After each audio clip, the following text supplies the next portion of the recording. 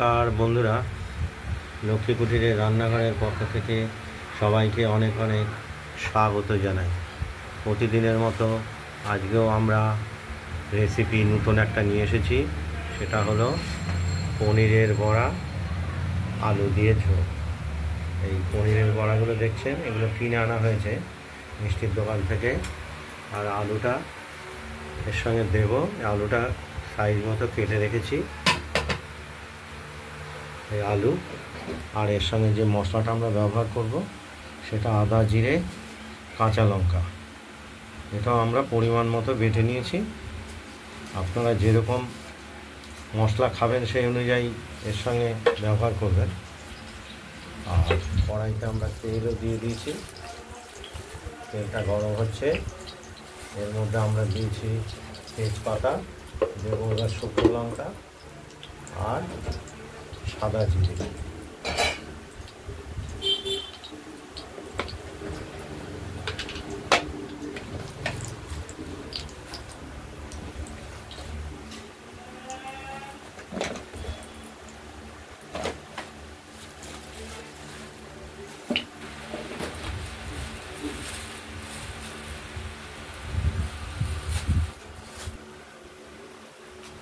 তেজপাতা দিয়েছি প্রথমে, শুকনো লঙ্কা আর সাদা জিরে, এটা আমরা ফোড়ন হিসাবে দিয়েছি। এরপর আমরা কেটে রাখা আলুগুলোকে ভেজে নেব।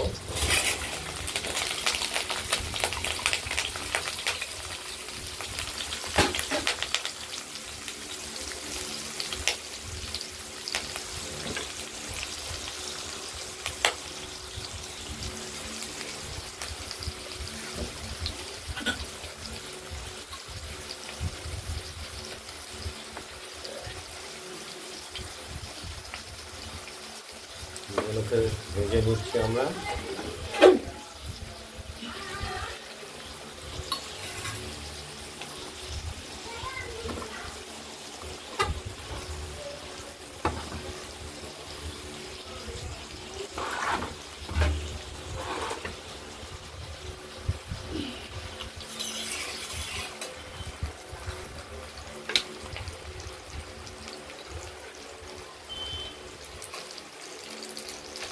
নুন দিয়ে দিলাম পরিমাণ মতো,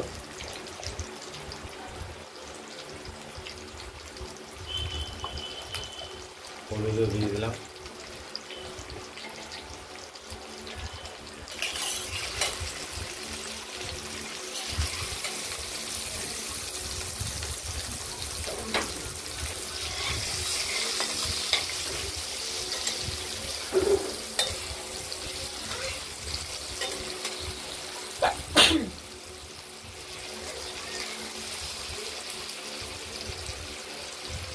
আলুগুলো ভাজা হচ্ছে, কিনেছিল সেটা তো ছেলেই মশলাগুলো বাটা হয়ে গেছে। আমরা হলুদ দিয়ে দিলাম মশলার মধ্যে।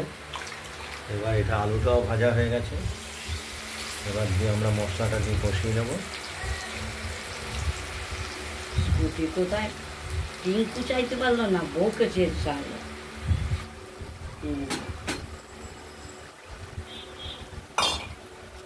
এবারে আমরা মশলাটা দিয়ে দিয়েছি আলুতে। এবার এটাকে কষিয়ে নেব।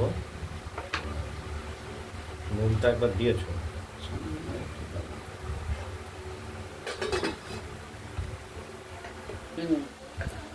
মশলাটা কষানো হচ্ছে, দেখতে পাচ্ছেন। আর গুঁড়ো চিনি আমরা ব্যবহার করছি একটু মিষ্টির জন্য, তাতে তরকারিটা স্বাদ আসবে।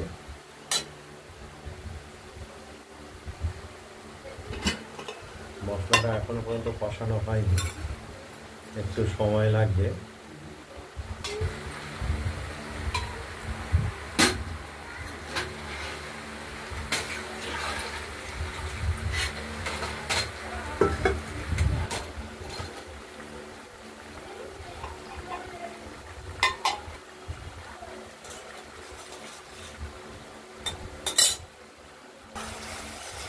মশলাটা কষানো হচ্ছে,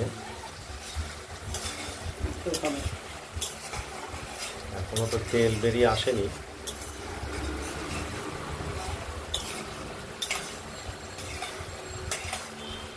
8-9 মিনিট হলো ফুটে নিয়ে।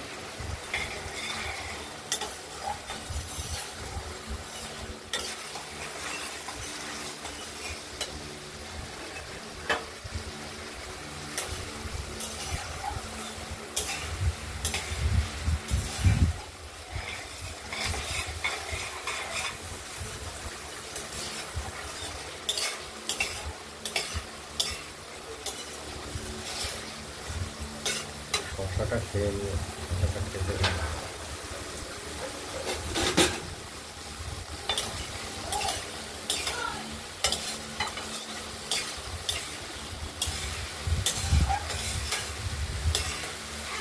মশলাটা কষানো হয়ে গেছে,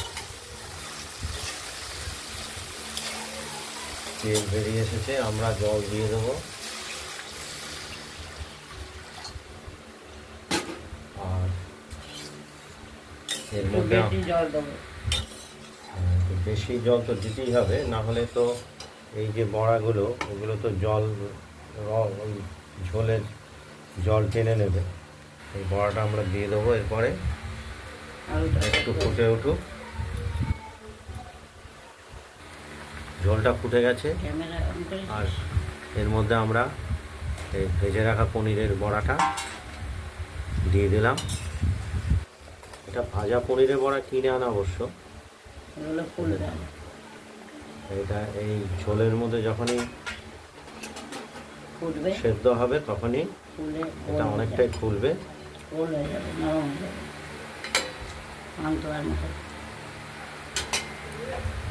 পনিরের বড়ার আলু দিয়ে ঝোল দেখতেই পাচ্ছেন, খুব স্বাদিষ্ট একটা তরকারি, খুব সুস্বাদু।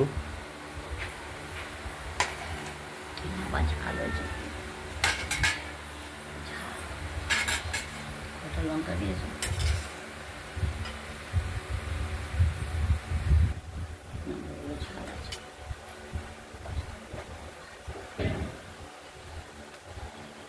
দেখতেই পাচ্ছেন পনিরের বড়ার আলু দিয়ে ঝোল তরকারিটা। আপনারা বন্ধুরা ট্রাই করবেন বাড়িতে, দিয়ে আমাদের কমেন্টস করবেন। একটু আমরা স্বাদ মতো মিষ্টিটা ব্যবহার করলাম।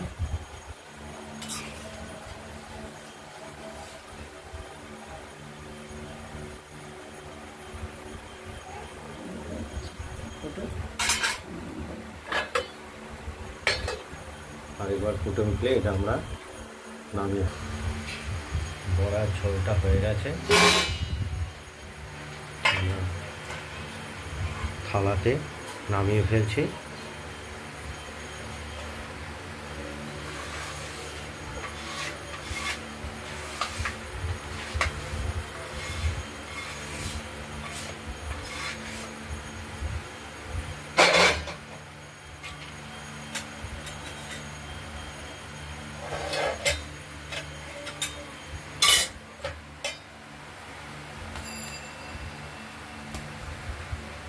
আমাদের এই লক্ষ্মী কুটিরের রান্নাঘরের চ্যানেলটাকে একটু লাইক এবং শেয়ার করে দেবেন, আর সাবস্ক্রাইব করে রাখবেন, যাতে আমরা নিত্য নতুন রান্না দেখানোর জন্য উৎসাহ পাই।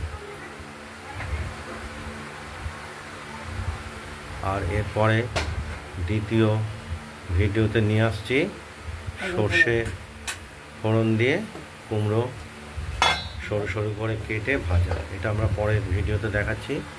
এটা এই পর্যন্তই শেষ করছি।